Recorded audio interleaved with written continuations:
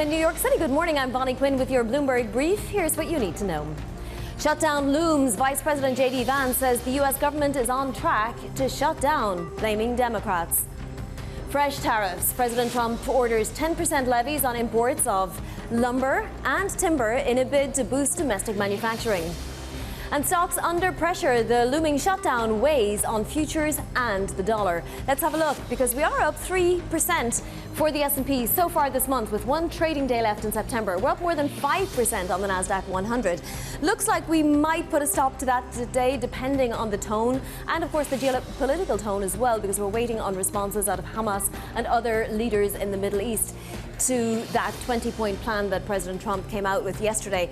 But as you can see, futures pointing lower. There's also the prospect that we won't get the jobs report Friday, but we do have ADP on deck today, so that may give us some kind of an indication as to how the economy is faring labour market-wise. Let's take a look at yields, because they were down about a basis point across the curve a few moments ago. So 360 on the 2-year, 413, and we're back to 470 on the 30-year yield. I wanted to mention gold as well, because we hit a record. We were well above 3,850 an ounce just a couple of hours ago, but that rally has stalled now too. We are under that record. Let's get to some individual stock movers now. Valerie Titel is in London for us. Valerie. Good morning, Bonnie. Let's start with EchoStar. Bloomberg has been reporting that Verizon is eyeing some of its assets when it comes to its wireless spectrum licenses. Now, these licenses are very important to carrying 5G wireless signals, and it's not only Verizon who has been eyeing EchoStar's assets, also AT&T and SpaceX. EchoStar is jumping over 7% in the pre-market trade on the back of this. EchoStar is selling these assets on the back of an FTC probe. Now let's move over to the aerospace space. Firefly Aerospace on a back foot after one of their test flights went awry yesterday in Texas. Shares are down nearly 11%. All personnel were safe, but this goes to show that Firefly, who went public just a few months ago, is still struggling to turn around. It went public at $45 a share. We're trading around 25% under that at the moment. Lastly, let's head out to Asia. Hong Kong, a splashy IPO from a Chinese gold miner. Shares rallied near 70% over in Asia. And Bonnie, this is a sign of the times. The three-year bull run for gold is tempting some of these miners to go public. Also, perhaps a sign that the IPO market is heating up. This IPO was $3.2 billion. It marks the largest IPO since May for the global IPO markets. Bonnie? Certainly a nice run for that stock. Valerie, thank you so much. Well, in just moments, we're going to be joined by Isabelle Mateos Lago of BNP Paribas. Later in the hour, we're going to speak to Kevin Mahn of Hennion and Walsh. Counting down then till federal funding runs out, unless congressional leaders can find a way to end their impasse. Isabelle Mateos Lago of BNP Paribas writes this: while the risk of a government shutdown appears elevated, this would likely not derail the growth outlook, given ongoing dynamism of the private sector. She's chief economist at BNP Paribas and joins us now. Isabelle, I hear you, but how long can that dynamism continue if we're going to get chaos at the federal level? Well, good morning first. I think we shouldn't equate necessarily government shutdown with chaos. For better or for worse, this is something that has happened repeatedly, and historically, I think both markets and economic agents are kind of used to seeing it happen. And of course, it could drag down, but historically, the economic impact is fairly limited. The government workers who are furloughed get their back pay once it's resolved. And frankly, there's no reason to expect this time would be different. And also, let's never forget, and, sitting here in Europe, I like to remind people of this, the government sector is a much smaller share of the economy in the US than it is on this side of the Atlantic. And so you would need to see actual chaos for perhaps to have an economic impact, but that's absolutely not the baseline scenario. Sure, but there is a very real threat to the unemployment rate, right? And the Fed is particularly dependent on an unemployment rate coming out right now. There's also the idea that at some point it could lead to some kind of downgrade. Now, is that not in the back of your head anywhere? So I assume you're referring to a threat to the employment report. Potentially not being released on Friday as expected. And also, too, if federal workers are laid off en masse, that would increase the unemployment rate. Oh, I see. Correct. Well, you would need to see indeed some mass layoffs. And you're right that the White House has threatened that this could happen. But again, we're in a political negotiation. I don't think this should be the base case scenario. In any case, there are also a number of legal protections that for federal workers. And so while in the fullness of time this may well happen,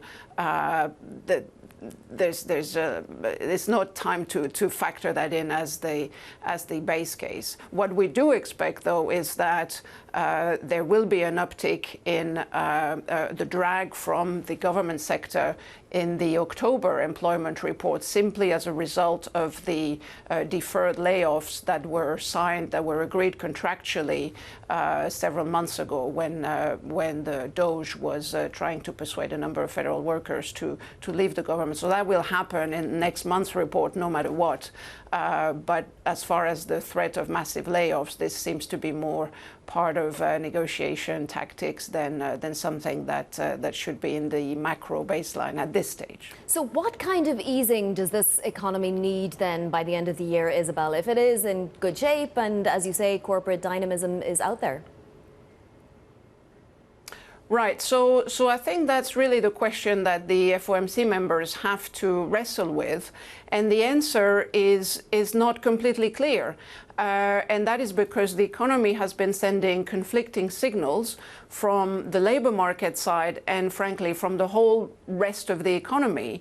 Number one. And number two, we've had very large, unusually large data revisions that seem to change the picture after the fact. So most recently, last week, we had a large data revision for Q2 GDP, which suggests that the U.S. consumer is actually in fine shape. And the PCE report also last week suggested the same. And as a result of this dynamism, we're seeing, the Fed, the Atlanta Fed, NACOUST, our own forecast, everybody revising up their forecast for Q3 GDP. So if you just look at that, it's not clear that the economy needs any easing at all. On the other hand, the labor market has slowed down quite a lot. There is this curious kind of balance where unemployment is stable, but with very low hirings. And so if we were to see a sudden acceleration of firings, you could see a spike in the unemployment rate. And I think that's what the Fed wants to guard against. And in that context, there is likely to be a majority on the FOMC for delivering 2 additional rate cuts by the end of the year, and probably a couple more into next year. But it's a fine balance, and as Chair Powell stated, there is no risk-free path, and so they have to walk this tightrope between overstimulating at a time when inflation is well above target and rising, and the employment market is giving very mixed signals. I want to ask you about France. You're in Paris right now, and obviously, we've had the Banque de France governor talk about confidence getting suffocated. There's obviously, a lot of issues when it comes to the next couple of months. A new French government expected this week, a budget expected by mid-October. What's the outlook for OATs and just in general for the French economy, Isabelle? So the outlook for the French economy is better than most people realize. Let's put it that way. But it's true that it's been lagging the strengthening that we've seen in other parts of the Eurozone. And it's been lagging behind precisely because of this lack of confidence that you were alluding to, which is true both for households and businesses. We're seeing confidence indicators still far below their long-term average. They're stable. They're not further deteriorating, but they're below their long-term average, and that's because of the political uncertainty and the risk of this new government, which has yet to be formed, not managing to get a budget through Parliament. But nevertheless, we're seeing signs of very encouraging signs of reacceleration of the economy, particularly on the production side. The aeronautics sector, for example, has been recovering very fast. We're seeing job creations back in positive territory. We're seeing an above historic level business starts. So not all is gloomy, but you're right.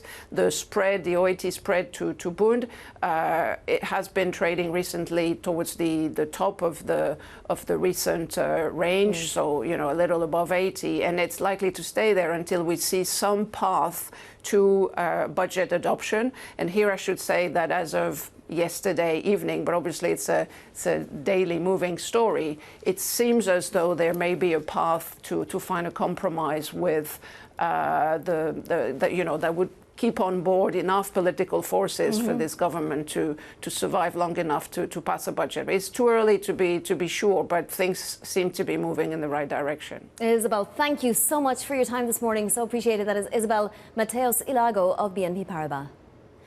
Now to other top stories trending on the terminal this morning. UBS reiterates its critique of Switzerland's planned changes to banking regulation. The bank says those changes may put the firm's role in the country at risk. The Swiss bank is estimated to face as much as $26 billion in new capital demands as a result of the proposed regulation changes. French inflation picked up on an acceleration in the services sector and smaller declines in energy prices, though it remained well below the European Central Bank's 2% target. Consumer prices in the euro area's second largest economy rose 1.1% from a year ago in September, after a 0.8% increase in August. BHP shares are dropping on the deepening dispute between China and the world's biggest miner. Sources say the nation's state-run iron ore buyer has told major steelmakers to temporarily hold all new purchases from BHP. China is the top consumer of iron ore globally. Coming up, the U.S. government set for a shutdown. We'll bring you your DC update next. This is Bloomberg.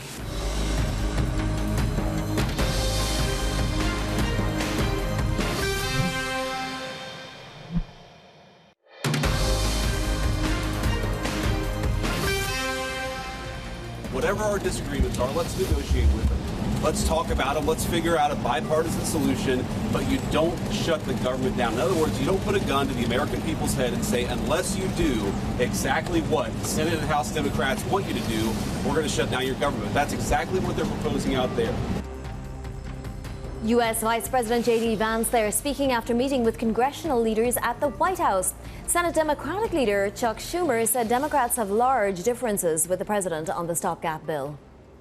We've had 45 days and 45 days and 45 days and 45 days. We asked to meet earlier, they didn't want to. So we think when they say later, they mean never. We have to do it now, first because of the timing issue, and second because now is the time we can get it done. For more, we're joined now by Bloomberg's Suzanne Lynch. Suzanne, if nothing changes, then the shutdown begins at midnight, less than 19 hours from now. What can we expect immediately? Yes, I mean, there was no white smoke from this meeting that took place on Monday between Donald Trump and those four leaders. And as you heard there from JD Vance, there's a lot of blame game going on from both sides, really, with Republicans accusing Democrats of keeping the country hostage. Now, I mean, what's going to happen is that we are heading towards a situation of the first government shutdown since in almost 7 years. People may remember that period of 35 days of a shutdown that happened at the end of 2018, right through Christmas and the New Year into January 2019 during the first Trump administration. And that looks like we may be heading there now. Now, there is some time, obviously, for negotiations to continue. The Democrats are digging in on this healthcare issue. That has been their issue with this bill. They are concerned about some of the Medicaid cuts that were introduced by Donald Trump, and also the expiration of Obamacare subsidies. They are saying that some consumers, could face up to 75% increase in premiums if these cuts go through, and they're concerned about that. And I think they really sense a political opening here, that the issue of healthcare is obviously a huge one for voters ahead of next year's midterm elections. You know, Kim Wallace of 22V Research was telling us yesterday there might not be a shutdown because A, how do you explain it? And B, you still have to come to a compromise at some point, even after a shutdown. So are there any suggestions the two sides might reach a compromise on some issues before we even get to the shutdown point? Yeah, I think there is a possibility. Today, the Republican Senate is going to put forward the House-passed bill, which is, in a sense, daring the Democrats to vote against that or not. It's maybe symbolic, but it shows that there is going to be a movement again today in Washington on this. And the big question is, will there be enough for Democrats? Will there be some kind of provision made for health care that it might not be in here at the moment, but something further, that would be enough to get them over the line? Republicans need Democratic votes on this. They don't have that 60, that magic figure in the Senate. So in a sense, I think Democrats are sensing they do have the upper hand on this issue, on this particular vote. But as you said there, no one wants to be the party that shuts down the government. For sure. Suzanne, thank you so much. That is Bloomberg's Suzanne Lynch there. And President Trump's latest bid to use import taxes to shore up US manufacturing now. The latest, ordering 10% tariffs on softwood, timber and lumber, 25% tariffs on kitchen cabinets, vanities and so on. Joining us is Bloomberg's Brendan Murray, who leads our global trade coverage. So it's signed. We have new rates. The president says these duties will strengthen supply chains and boost resilience, even create jobs. But it's not really the view shared by the industry, is it, Brendan?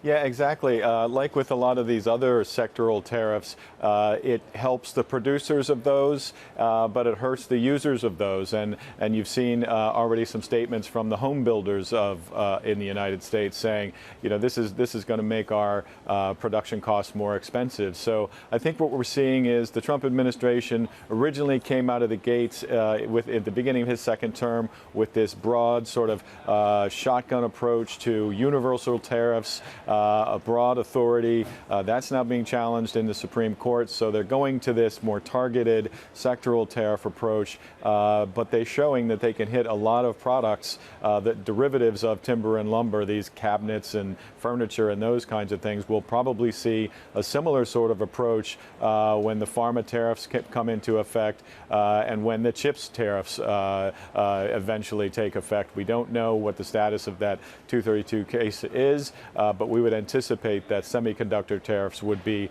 among the next batch to come down the pipeline. Brendan, if there is a shutdown, how does the government plan to continue these tariff probes? You know, you mentioned some of the 232 investigations. What state are they in broadly? And if there's no staff, how do they continue? Yeah, well, they're in various stages of those investigations. They can take up to 9 months, and several of them are in the sort of 3 to 4 month range already.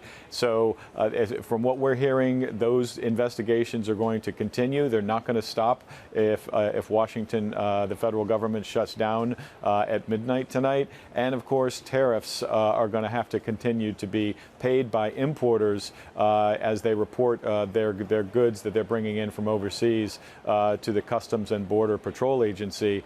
Those are going to continue unimpeded. If they were to be caught up in some sort of shutdown, you would see bottlenecks at ports and rail hubs and places where supply chains can get congested. So they're going to try to keep those more essential services open to keep the flow of goods across borders going through however long this shutdown lasts. Brendan, thank you so much. Our trades are there. Bloomberg's Brendan Murray. Coming up, President Trump and Defense Secretary Pete Hegseth's meeting with top military generals. More on that and what else is making headlines in your front page news. That's all next. This is Bloomberg.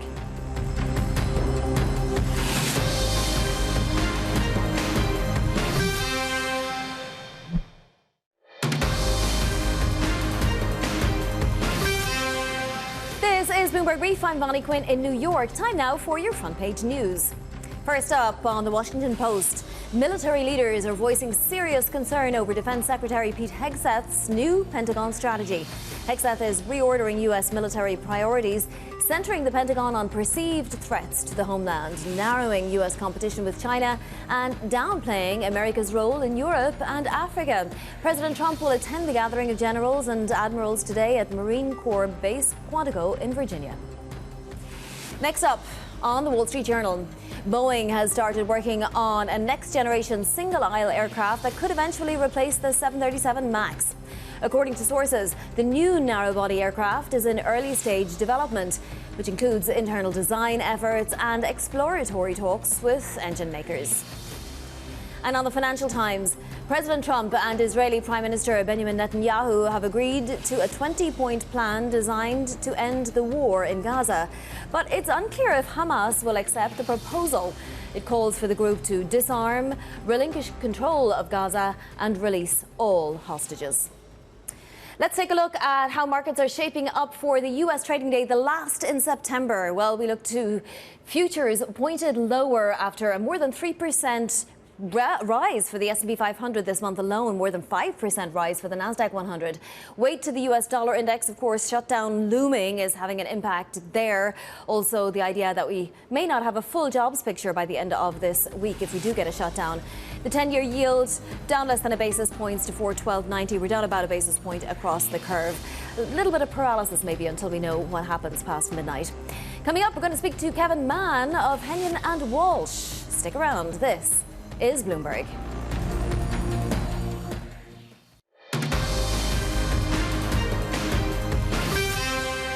It's 5:30 a.m. in New York City. Good morning. I'm Bonnie Quinn with your Bloomberg Brief. Here's what you need to know. Shutdown looms. Vice President JD Vance says the U.S. government is on track to shut down, blaming Democrats. Fresh tariffs. President Trump orders 10% levies on imports of timber and lumber in a bid to boost domestic manufacturing. And stocks potentially under pressure, the looming shutdown weighing on futures and the US dollar. Also, gold, it would seem, which had hit a record earlier on. The last couple of hours saw gold above $38.50 an ounce, but it's now well off that again. As you can see, we are pointing lower, just fractionally, really. I mean, when you think we've had a 3% gain for the S&P this month and a 5% gain for the Nasdaq 100, well, you know, we're not doing too badly. We also had those 3 days of sell-offs last week, and we're still up that much for this month. And there is one full trading day left, so we'll see what happens. But the U.S. is, again, barreling towards that shutdown. There are mass layoffs potentially going to happen. And the international environment also should be noted. I want to mention the 2-year JGB auction. That produced weak results for a second time. Traders obviously expecting a BOJ rate hike in October and want higher yields. Let's take a look at US yields. They're down about a basis point across the curve. Not too much happening there, but we did get down to 470 on the 30-year yield. So we'll see what happens tomorrow if indeed we do shut down. Let's get to some individual movers now for some stocks to watch. Here's Bloomberg's Valerie Teitel. Valerie. Good morning, Ivani. Let's start with EchoStar. We do have Bloomberg reporting that Verizon is interested in some of their wireless spectrum assets. And off the back of this reporting, EchoStar is up just over 6% in the pre-market. Now, these wireless licenses that EchoStar has are vital for carrying 5G systems. And we've also heard that AT&T and the likes of SpaceX have also had deals with EchoStar in the past. We should note that the EchoStar is selling off these assets due to an FTC probe earlier this year, but is looking good for divesting more of these instruments. Let's move over to the aerospace sector. Firefly Aerospace. This is a company that launches satellites into orbit, uses those rocket launchers to do so. Down near 10% in pre-market. They had a test of their new rocket launcher that went awry in Dallas, Texas. No personnel were harmed, but Firefly is trading decently below its IPO price of $45 a share. Lastly, I want to head out to Asia. Vani, Hong Kong saw one of the splashiest IPOs of the year, $3.2 billion IPO for Shenzhen Global. This is a gold miner from China. It tells us a few things, that this bull market in gold has really helped out these gold miners alongside the fall in interest rates. They've really been benefiting more than just the price of gold of late. And also, Vani, the IPO market is possibly heating up. This marks the biggest IPO for the global market since May. Vani? Valerie, thank you so much. Shaping up to be an interesting day. That's Valerie Teitel there. The Nasdaq 100 up more than 17% year to date. That's despite visible headwinds, including a potential shutdown in the next 19 hours. Kevin Mahn of Hennion and Walsh writes this, though. More growth opportunities are available ahead, particularly related to the information technology sector and companies that derive revenues from the role they play within the overall AI ecosystem. Kevin joins us now. Kevin, if indeed some of these headwinds become, real difficulties for the economy, aren't tech companies going to pull back? Won't AI be put further down the priorities list, and won't some of the spending not happen? Well, the way I see it, I've been doing this for 32 years now as a portfolio manager, and I've always lived by the adage of follow the money. Where is all the money being spent right now? It's being spent in two areas that I see. One, aerospace and defense, to your prior segment. Two, AI infrastructure. We've seen hundreds of billions of dollars being spent on building the capabilities through data centers, cooling solutions, and the power solutions to power the AI revolution. In fact, NVIDIA CEO Jensen Huang just recently forecast that between $3 and $4 trillion are going to be spent on AI infrastructure by the end of this decade. We're about $600 billion right now. That's a lot of spending ahead. So as a portfolio manager, I want to follow that money and look for who's likely to be the benefactors of all that additional spending. So we've seen the data centers do particularly well, getting a lot of private equity money as well. Absolutely. If you want to be a benefactor and you're using the public markets, where do you go? Yes, look beyond just NVIDIA. Look, we hold a lot of shares of NVIDIA, and I still contend that NVIDIA sits at the hub of the AI ecosystem. But let's look beyond that in terms of the entire ecosystem. How about a company such as IES Holdings? A lot of people never heard of IES Holdings. They supply the electrical connectivity to data centers. Their stock's up over 80% year to date. Or how about a company like Comfort Systems, ticker symbol FIX? They supply the cooling solutions to data centers. They're an HVAC company in the industrial sector. They're also up over 80%. And then with respect to NVIDIA themselves, maybe a lot of investors don't realize NVIDIA doesn't manufacture their own chips, even though they're the largest chip seller in the world.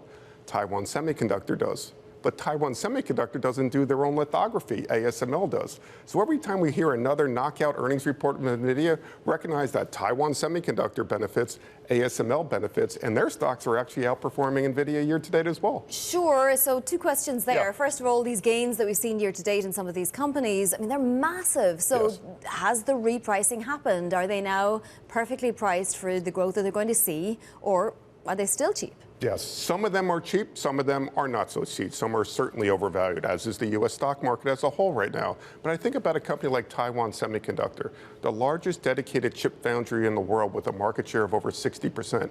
On a forward PE basis, they're around 24 right now.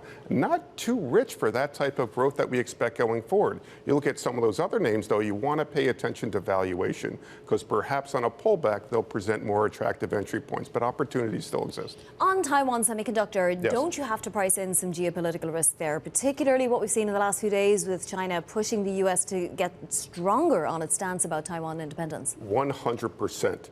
But also recognize that Taiwan Semiconductor not so long ago built a massive plant in Phoenix, Arizona.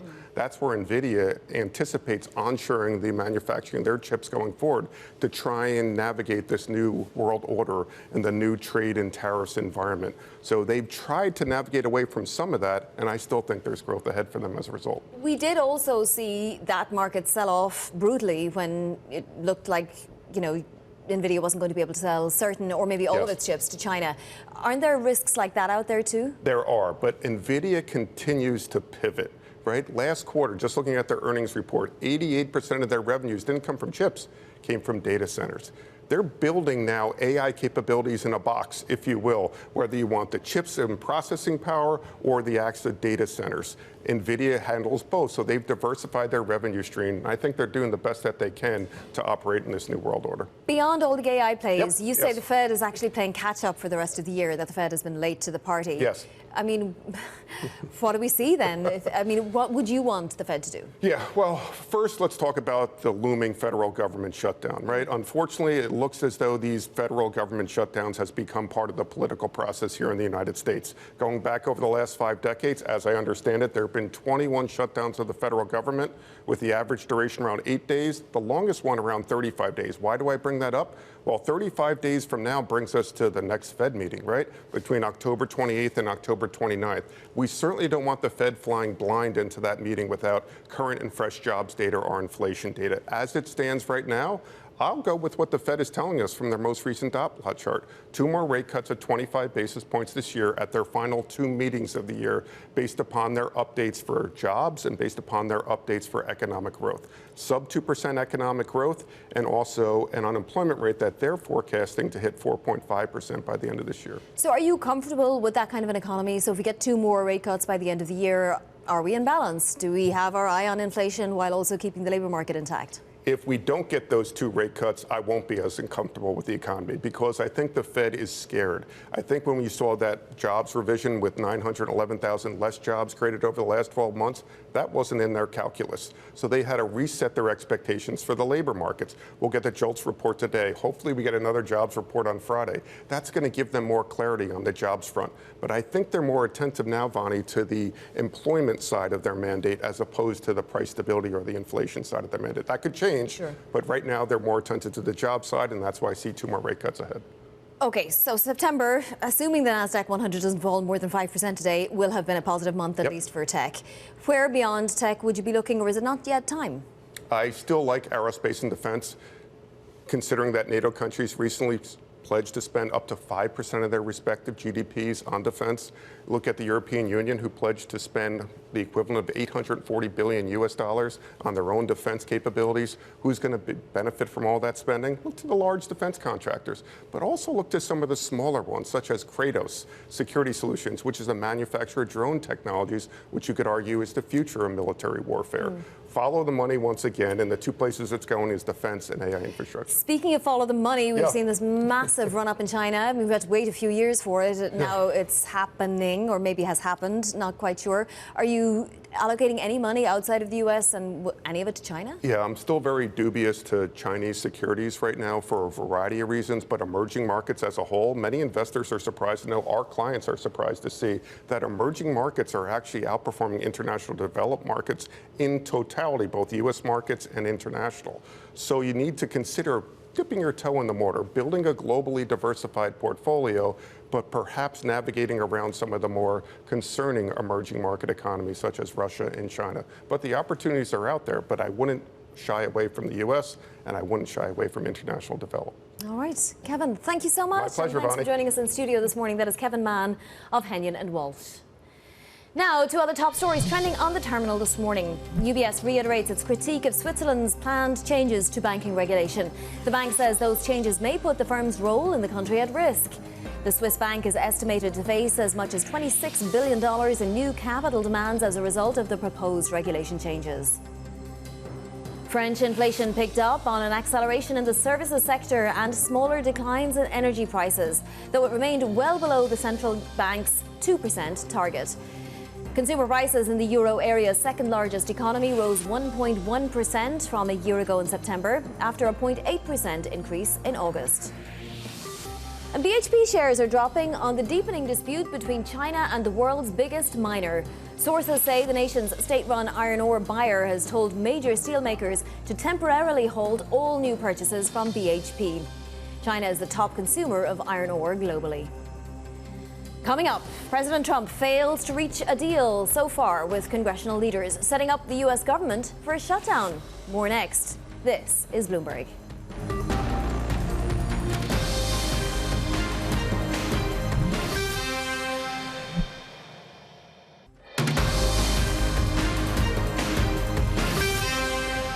President Trump's latest bid to use import taxes to shore up U.S. manufacturing, ordering 10% tariffs on softwood timber and lumber.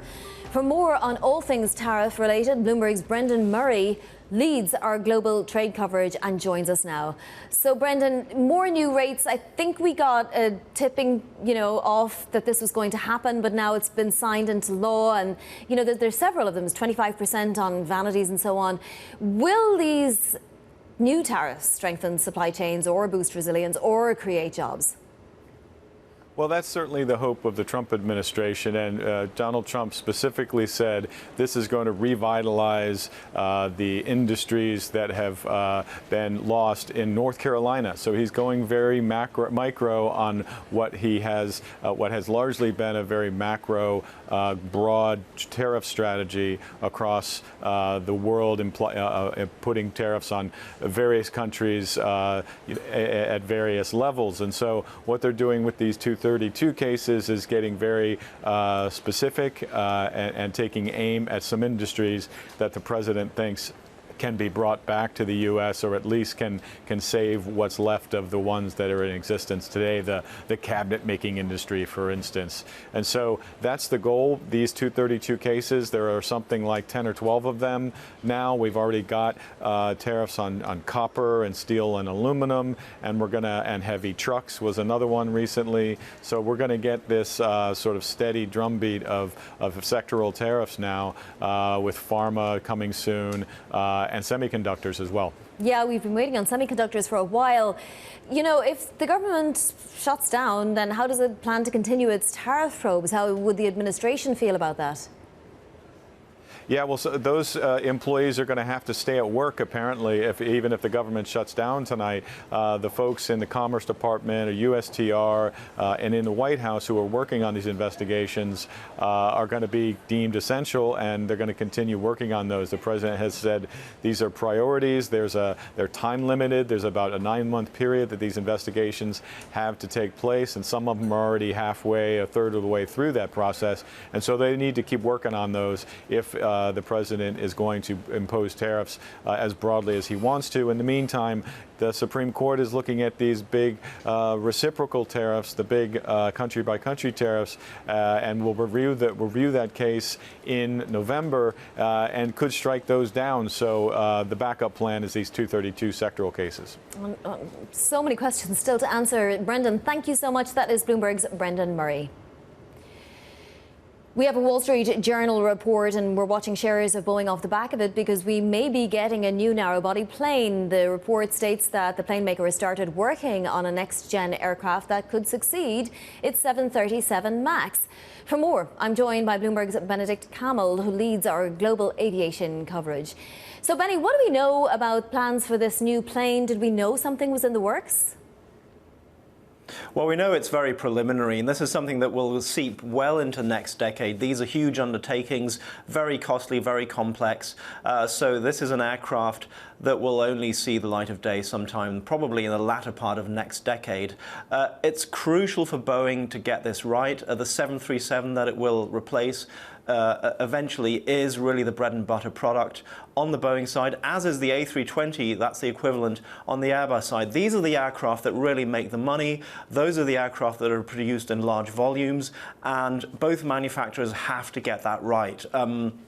They are now flying these aircraft that are essentially decades old. The 737 the original design is from the 60s. The 320 is from the late 80s. Yes, they've been endlessly tweaked and enhanced since, but fundamentally they are designs from that era, and that gives you a sense of why they need these new aircraft. They would want to put new wings on them, put advanced materials on them, put new engines on them, maybe even a totally different design in terms of the engines. So that's something they'll look at hard. And what the Journal is now reporting is that the company is taking those first steps towards that new plane. So looking at the things like the aeronautics, looking at the engines. So early stages, but giving us a sense that something is underway here.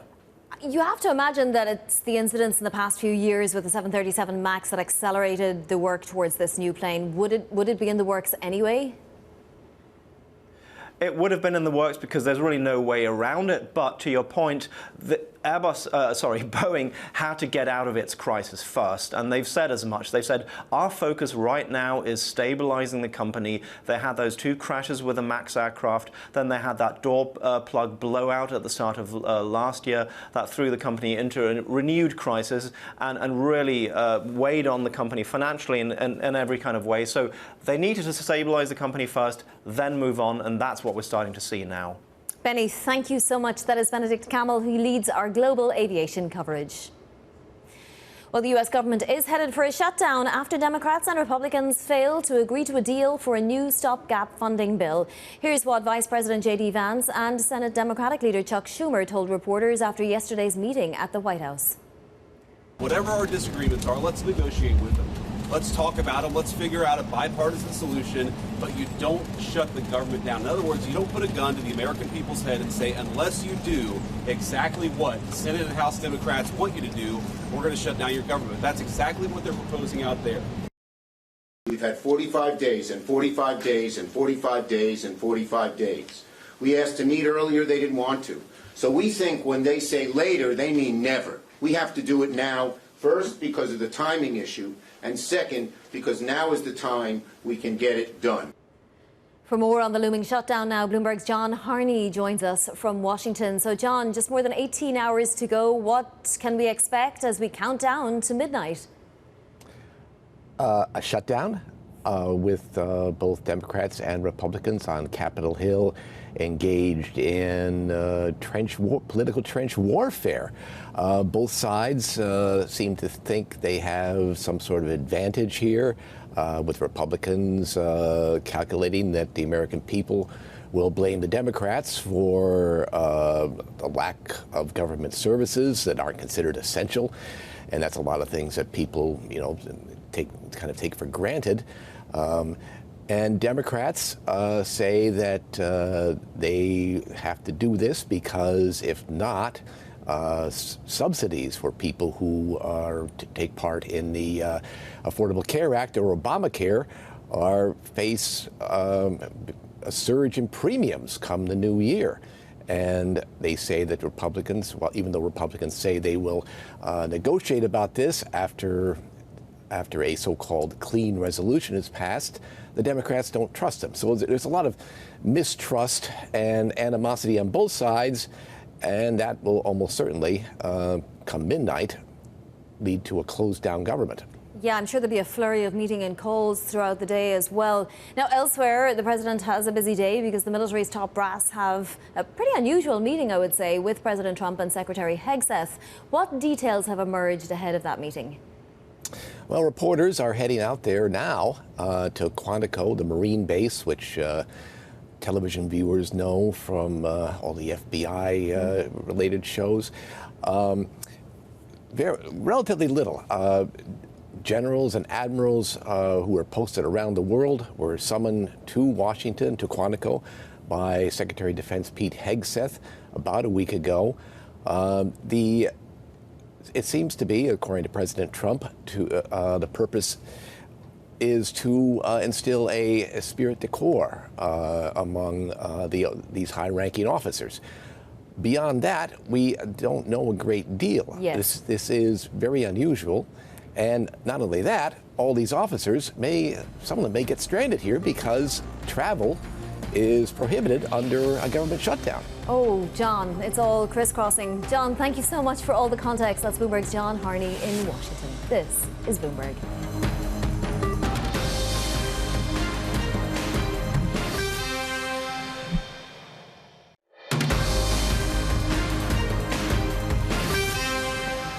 Look at what else is ahead today. We have a slew of Fed speak. We'll hear from Vice Chair Philip Jefferson, Boston Fed Susan Collins, Chicago Fed's Austin Goolsbee, and the Dallas Fed's Lori Logan.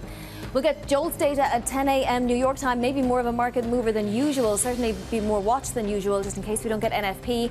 And after the bell, we get Nike earnings. Let's take a look at some of the movers before the bell. Firefly, one of those after its Alpha Flight 7 rocket experienced an event that resulted in a loss of the stage.